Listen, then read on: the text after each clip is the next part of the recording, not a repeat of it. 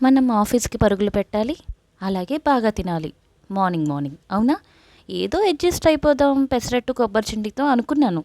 కానీ మరింత టేస్ట్ కోసం మా హస్బెండ్ నా కోసం అల్లం చట్నీ చేసేశారు. అల్లం చట్నీ పెసరట్టు ఇదే కదా అసలైన కాంబినేషన్.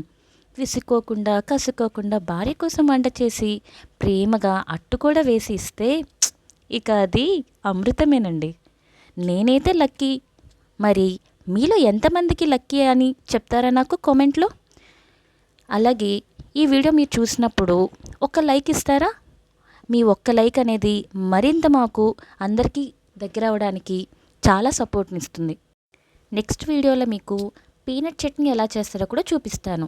మరి వీలైతే ఒక లైక్, కుదిరితే ఒక సబ్స్క్రైబ్, అంతే.